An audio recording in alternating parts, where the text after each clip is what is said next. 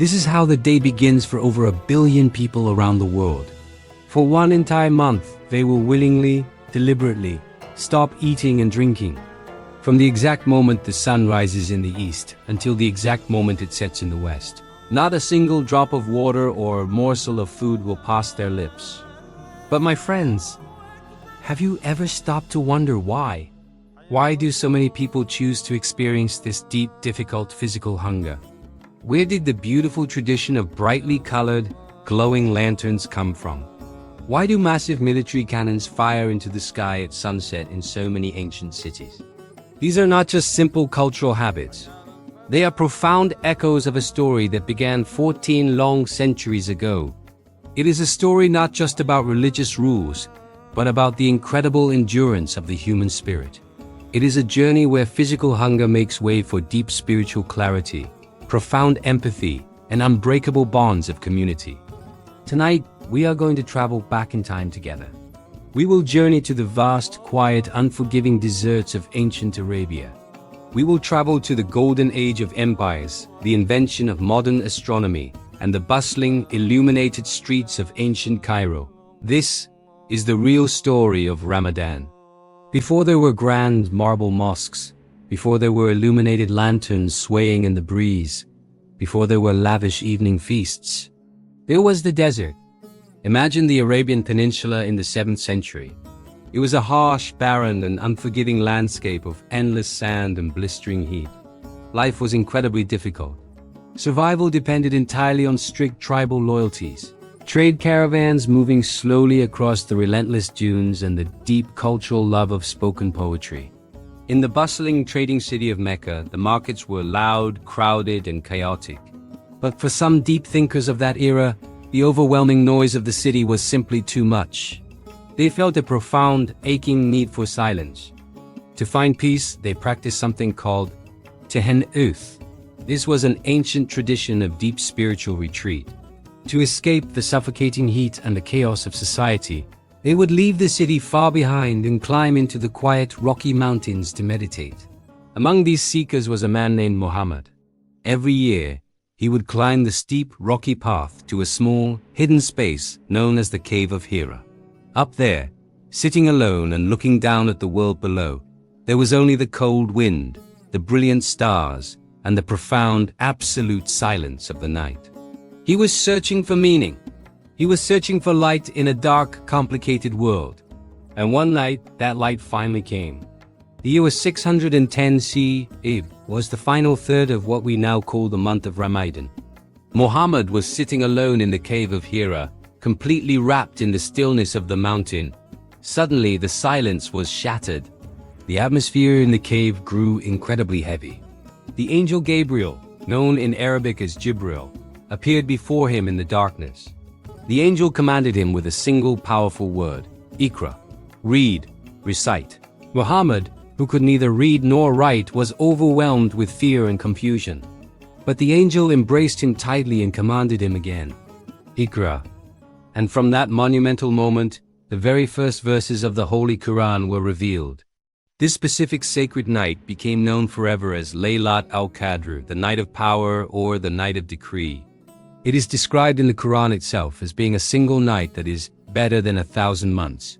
This is a crucial piece of history that many people forget. Before Ramadan was ever a month of fasting, it was first and foremost the month of the Quran. It was the month the message began. The fasting came later.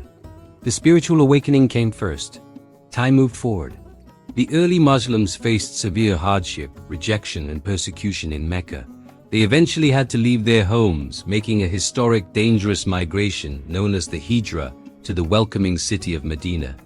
It was there, in the year 624 CE, during the second year after their migration, that a new revelation arrived. Fasting, known in Arabic as Psalm, was officially prescribed for the community. The very name of the month carries deep, poetic meaning. The word Ramadan comes from the ancient Arabic root word ramad. Ramad means scorching heat or the intense cracking dryness of the sun-baked earth. Just as the intense summer heat burns away the dry brush of the desert, the month of Ramadan is meant to burn away human sins. But fasting was never, ever meant to be just about starvation. It is an exercise built on three essential pillars. First is the concept of taqwa. This is a beautiful Arabic word that translates to God consciousness, mindfulness, and deep spiritual discipline. It means being aware of your actions when no one else is watching. You could easily drink a glass of water in secret, but you choose not to. That is taqwa. Second, there is empathy. Empathy is the ability to understand and share the feelings of another. When you feel the sharp, undeniable ache of hunger in your stomach, you suddenly understand the daily reality of the poor. You cannot ignore the suffering of others when you feel their exact pain inside your own body. And third, fasting is about the absolute suppression of the ego. It is the ultimate test of mind over matter. By controlling your most basic, fundamental human urges, the desperate need for food and water, you prove to yourself that your soul is far stronger than your physical desires. As the decades and centuries passed, the message of Islam spread far beyond the harsh deserts of Arabia. It traveled rapidly across oceans and mountains, reaching the lush green landscapes of Spain, the vast plains of Persia, and far beyond. We now enter the Abbasid Caliphate, the golden age of Islam, centered in the magnificent, intellectual city of Baghdad. During this time, determining the exact start of Ramadan became a meticulous, highly respected science. Because the Islamic calendar is strictly lunar, meaning it follows the cycles of the moon, the month only begins when the new crescent moon, the Hilal, is physically sighted in the night sky. Muslim scientists, mathematicians, and astronomers built massive, sophisticated observatories. They invented complex, beautiful brass instruments like the astrolabe to track the stars and predict the exact moment the thin sliver of the new moon would appear. Looking at the sky was no longer just a practical necessity. It was an act of deep religious devotion. And as the empire expanded, so did the traditions of the evening meal. The breaking of the fast, called iftar, became a beautiful global fusion of culinary cultures. In Persia, they served delicate aromatic sweets flavored with pure rosewater and saffron. In North Africa, rich, heavily spiced soups filled the evening air with the fragrant scent of roasted cumin, turmeric, and coriander. In the Levant, warm, freshly baked flatbreads were passed from hand to hand among neighbors. The iftar became more than just a meal to stop the hunger. It became a global, daily celebration of survival, gratitude, and community. But if we want to find the true visual magic of Ramadan as we know it today, we must travel to Egypt, to the great ancient city of Cairo, during the 10th to 12th centuries under the rule of the Fatimid dynasty. Imagine the scene. It is the very first night of Ramadan. The sun has finally set and the sprawling city is plunged into darkness. The caliph, the ruler of the empire, is arriving on horseback to enter the city gates. To welcome him and show their joy, the citizens of Cairo stepped out into the dark, unpaved streets. They carried burning torches and wax candles. But the wind blowing off the mighty Nile River was strong and unpredictable, constantly threatening to blow out their fragile lights. So the brilliant craftsmen of the city came up with a solution. They built beautiful, intricate frames made of carved wood, stretched leather, and stained-colored glass to shield the flames from the wind. This was the magnificent birth of the fanoos, the legendary Ramadan lantern. What started as a simple, practical way to light a path for a ruler quickly transformed into a beloved cultural masterpiece. Over the centuries, the fanoos became the ultimate symbol of joy, hope, and festivity. Even today, if you walk the bustling streets of the Arab world in the days leading up to Ramadan, you will see thousands of these colorful lanterns swaying gently in the wind, a glowing, beautiful reminder of ancient Cairo. As the centuries continued to turn, the great Ottoman Empire rose to immense power. And with it, new, loud, and joyful traditions were born in the streets. Long before the invention of digital alarms or clock radios, waking up an entire sleeping city in the middle of the night to eat the pre-dawn meal known as suhoor was a very difficult task. Enter the Mesaharati, the Ramadan drummer. These dedicated men would walk through the dark, winding cobblestone streets, beating a loud, hypnotic, rhythmic pattern on traditional leather drums. But they didn't just play music. They actually memorized and called out the specific names of the people living in the neighborhood, singing rhythmic poems to wake them from their deep sleep. "Wake up, sleeper! Praise the ever-living God!" Their voices would echo against the stone walls. And then there was the loud boom of the cannon, the midfall iftar. Legend has it that this specific tradition began entirely by accident. Sometime in the 15th century, a ruler in Cairo was testing a brand new, powerful military cannon. He fired it right at the exact moment the sun dipped below the horizon. The people in the city heard the massive boom and thought it was a brilliant, deliberate new way to signal the end of the fast. They loved the dramatic sound so much that they demanded it happen every single day. The Ottomans loved the idea and popularized this practice, and soon, cannons were firing over ancient cities from Istanbul to Damascus, a booming sound of pure relief, signaling that it was finally time to eat. The evenings also changed dramatically during this era. Communities began to set up khaymas, massive, beautifully decorated communal tents made of rich patterned fabrics.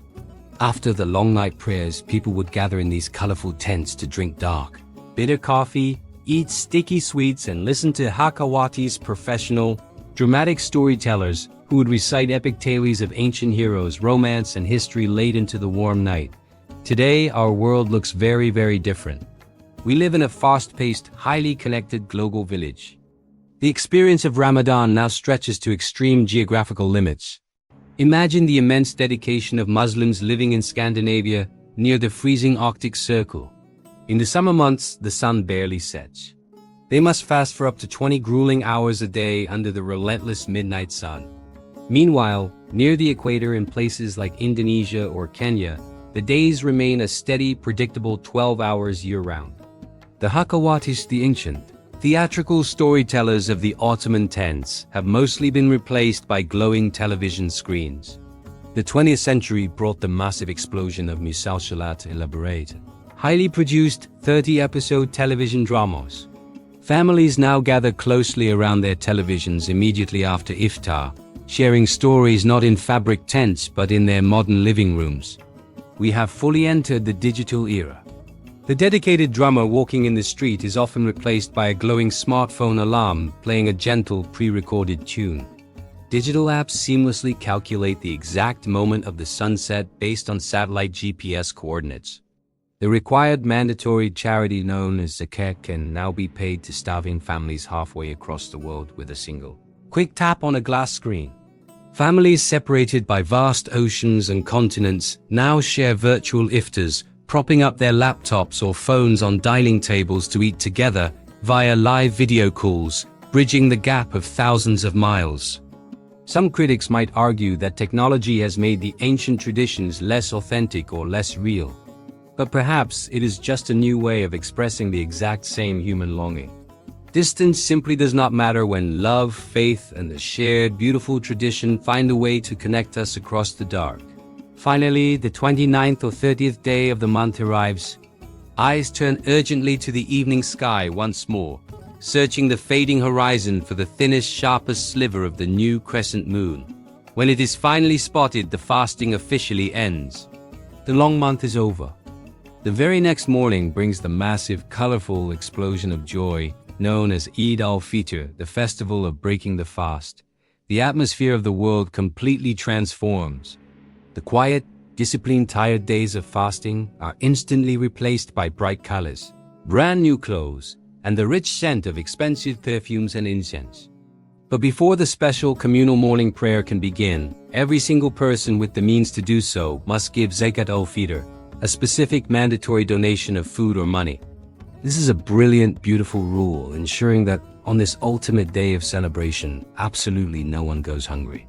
Everyone, regardless of their wealth or status, must have abundant food on their table to celebrate. Families gather in massive numbers. Dining tables groan under the heavy weight of incredible, decadent sweets, delicate, date-filled mamul cookies, sticky, flaky baklava dripping with syrup, and rich honey-soaked pastries. But beneath the sugar, the loud laughter, and the wrapped gifts, there is a profound, quiet emotion resting in the heart. It is the universal, undeniable feeling of spiritual renewal. It is the quiet realization of human resilience. A person sits back and realizes, I was terribly hungry, I was exhausted, but I survived. I am so much stronger than I ever thought I was. Throughout history, the holy month of Ramadan has worn many faces. It has been observed in silent, rocky desert caves, in grand marble-floored courtyards, and in modern, glowing neon cities. From ancient brass astrolabes measuring the distant stars to modern digital apps tracking the sun. From lone drummers in the dark street to video calls across vast oceans. The outward shape of the month has constantly adapted to passing empires, shifting centuries, and new technology. But its deep, beating soul has never changed. At its absolute core, Ramadan is exactly what it was 1400 years ago. It is a dedicated time to slow down, to feel genuine, painful compassion for the hungry, to strictly discipline the wandering mind, to freely share your wealth with the poor, and to search for the quiet light of understanding in a very loud and busy world. Tonight, my friends, you did not just practice your English listening skills. You traveled through time. You absorbed the rich vocabulary of resilience, reflection, and community. Whether you personally observe this sacred month or you are simply learning about its deep history for the very first time today, the core lessons of this ancient tradition belong to all of humanity. Be kind to the poor, control your darkest impulses, and always share your light with others. Thank you so much for joining me on this incredible historical journey through time. What part of this rich history fascinated you the most? Did you hear a new English word today that you love and want to use? Please let me know in the comments below. If you enjoyed this mini audiobook experience and want to keep improving your English fluency through the power of history, humanity, and storytelling, make sure to like this video, subscribe to the channel, and turn on the notification bell so you never miss a new chapter. Would you like me to create a printable vocabulary worksheet and quiz based on the words used in this story to further test your listening comprehension? Until next time, keep listening, keep learning, and I will see you in the next story.